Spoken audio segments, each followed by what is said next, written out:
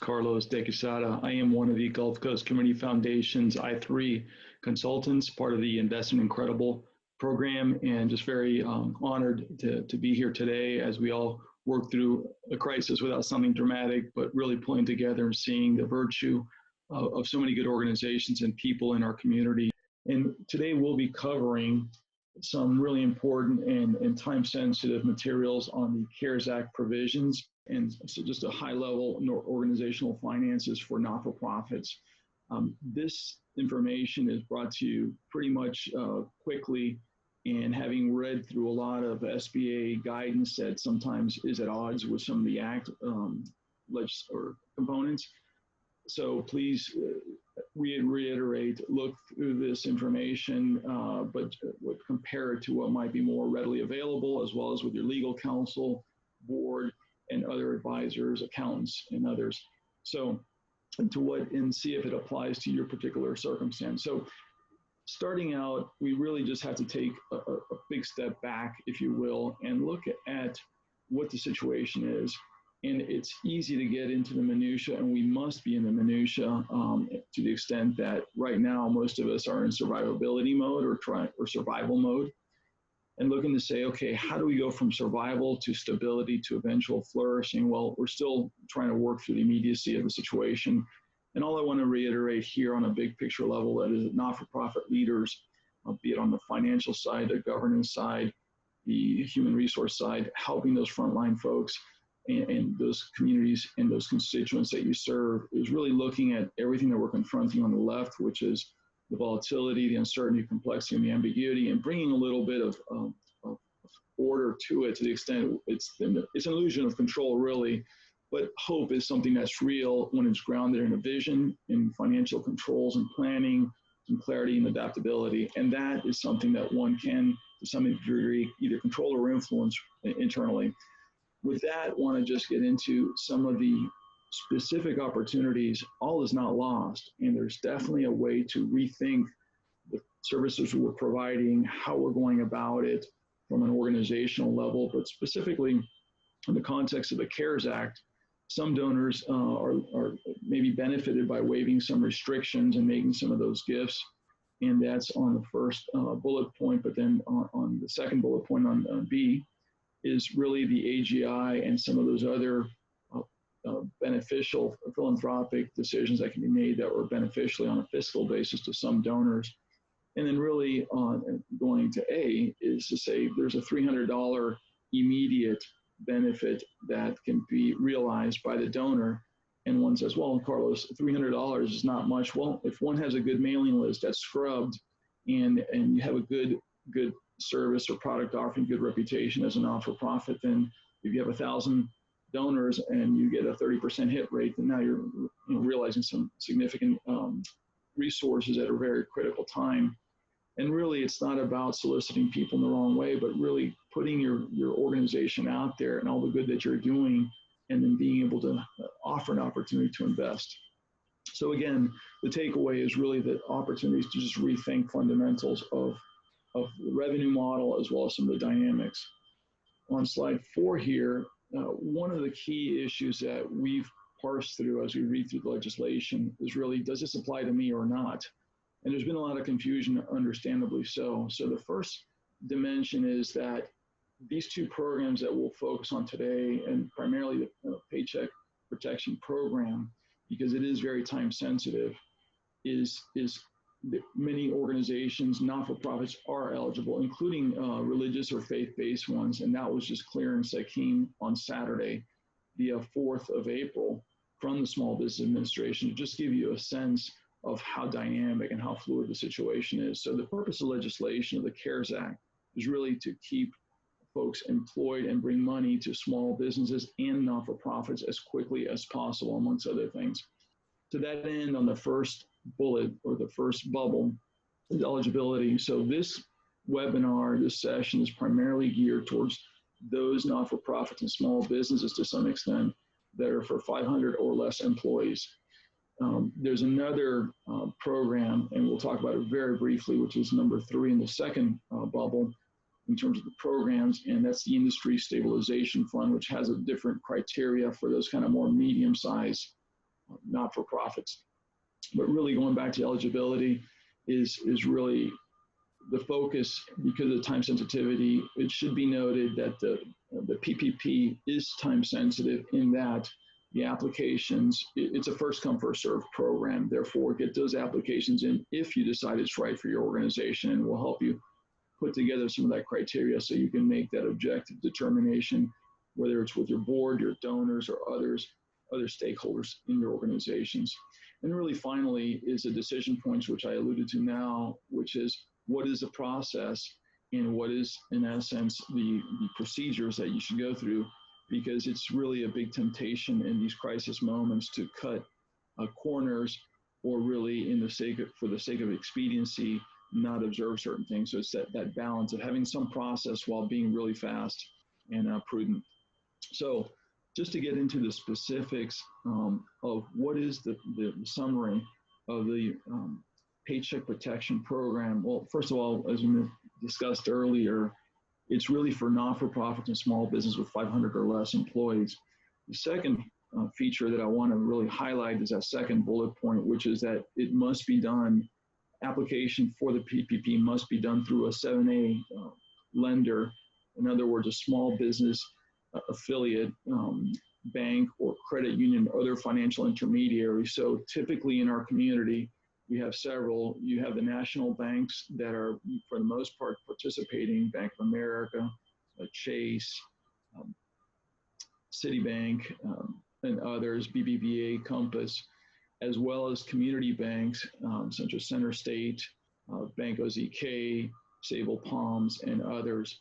So it's really important to get in front of them. Unfortunately, at this moment, what I have been hearing from the marketplace and even my own experiences is some banks are not able to get their websites up and connected, or that there's just a flood of applications that's really hindering the process. So I suggest, and then also many banks are not taking applications from non-customers. In other words, if I have a not-for-profit and I would like to apply for the PPP, unless I'm already a bank customer, some banks are not able to process those.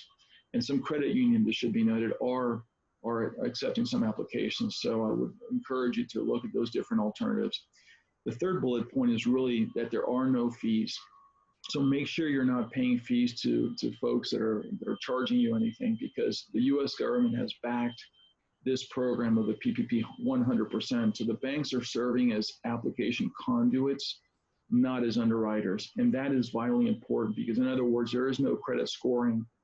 And that's why later on we'll see how there's no, in the next bullet point, there's no recourse. That means there's no claim back to either any guarantor, or there's no collateral or security requirements. Again, this is 100% U.S.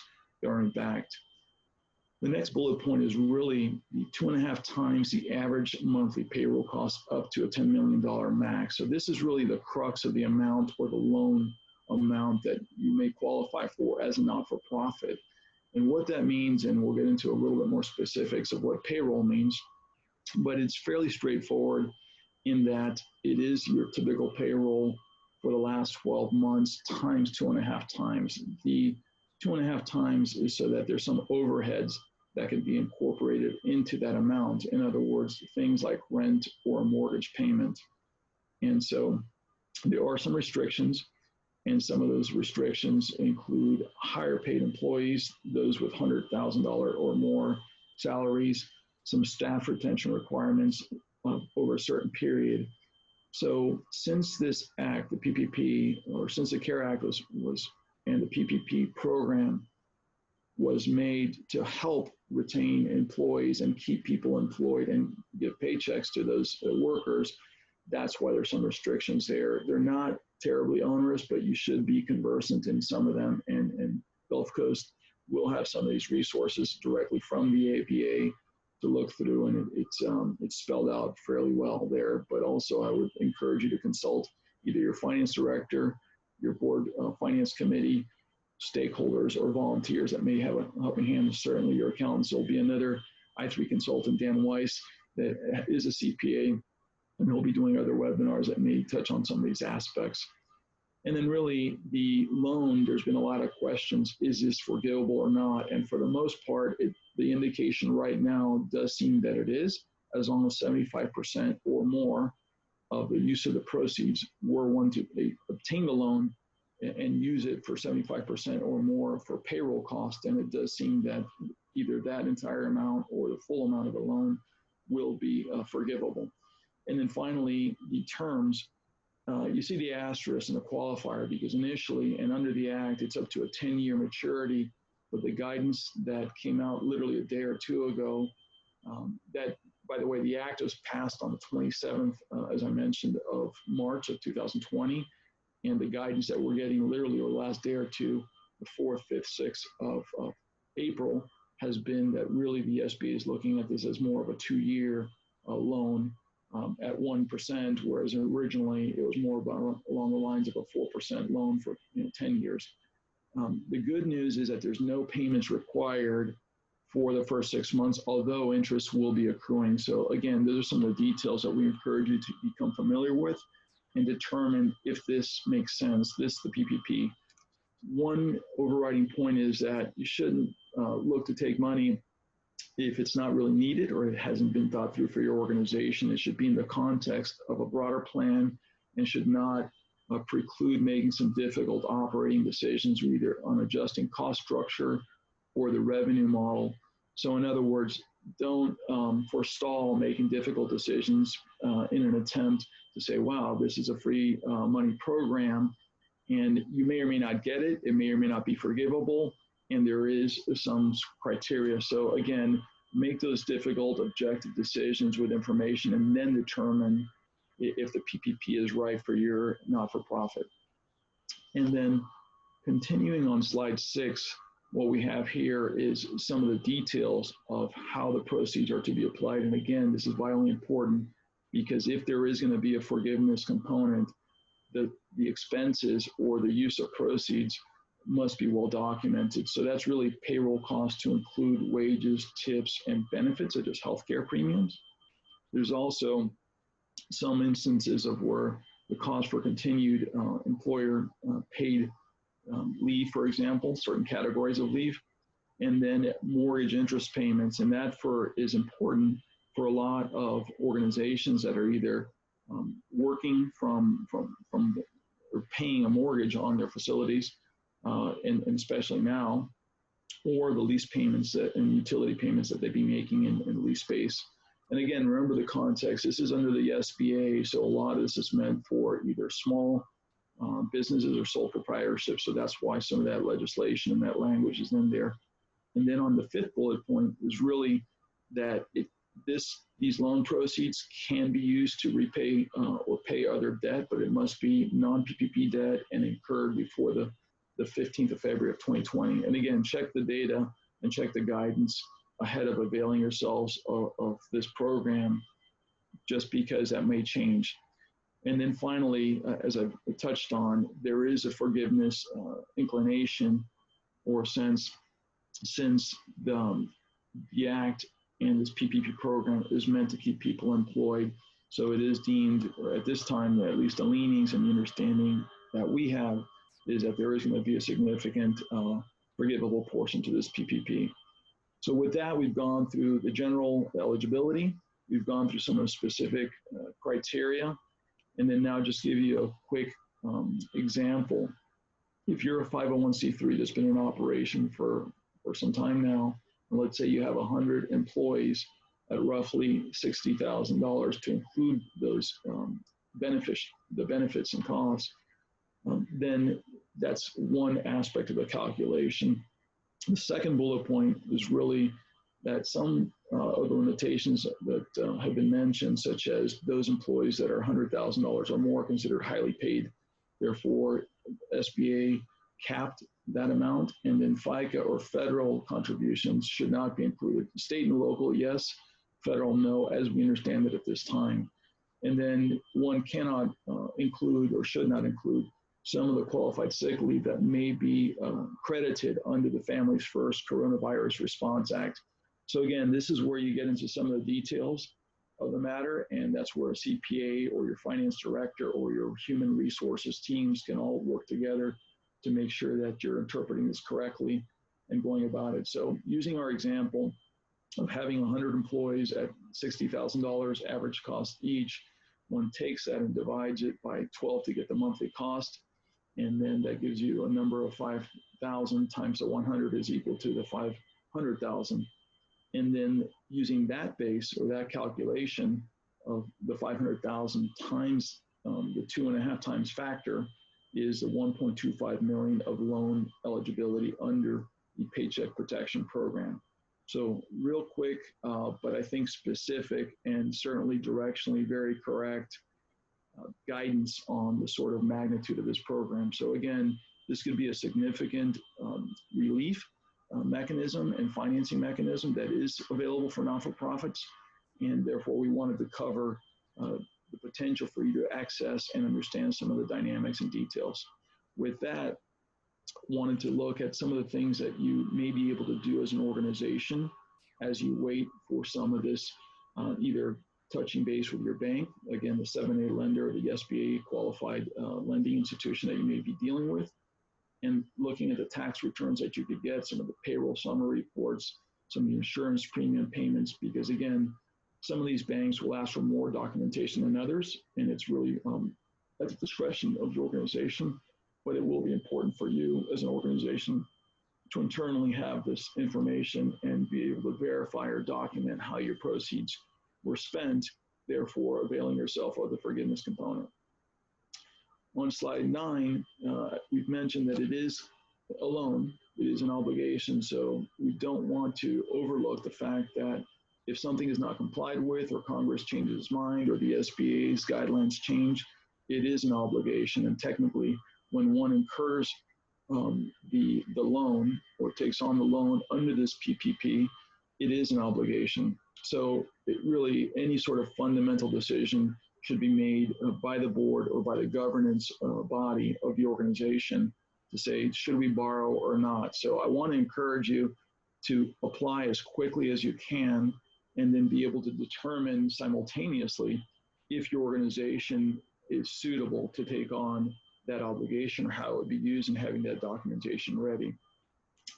So real quickly, quick overview is having an understanding of debt and different types of debt. I used to be a banker for many years on the for-profit side, and so what we've done is tried to make it in simple terms. And here on slide 10, you have a real 3 kind of broad buckets of the types of debt. So revolving debt is really like a credit card. You pay it down and then you can then borrow again against it. Term loans is for a term, so 5 or 10 years, for example. And then finally bonds. Some of you may have bonds outstanding, and we include this just because to the extent that you are doing some financial restructuring right now, you may be using the PPP loan proceeds to then pay some of the other debts that, as I mentioned, is eligible. So really it's good understanding, needing to have a good understanding of the types of debt that are out there and how the potential loan proceeds from this PPP loan may apply with the other existing debt you may have. Then really finally, we're always strongly encouraged we're all in reaction, or many folks are in reaction, but really it's responding, not just reacting, and then having those budgeted financial statements, having budgeted or audited financial statements, having a sense of financial obligations, whether it's other debt or whether it's employer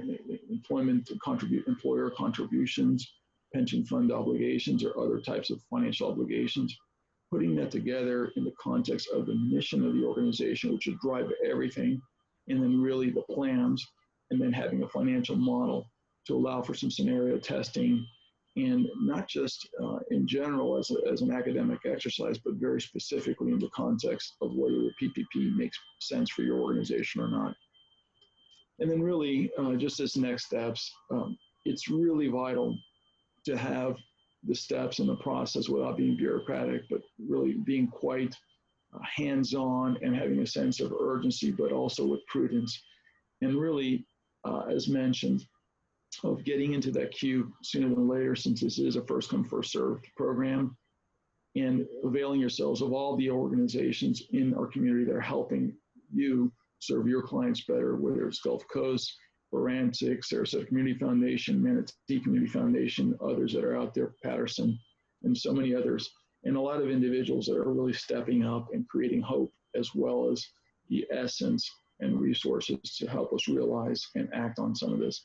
And really, third bullet point is to ensure that you're having good governance, because the last thing one needs is to have different parts or different groups of the organization not understanding what the other parts are doing. So really coming at this from an integrated or integral perspective, making sure you're consulting counsel, accountants, and others.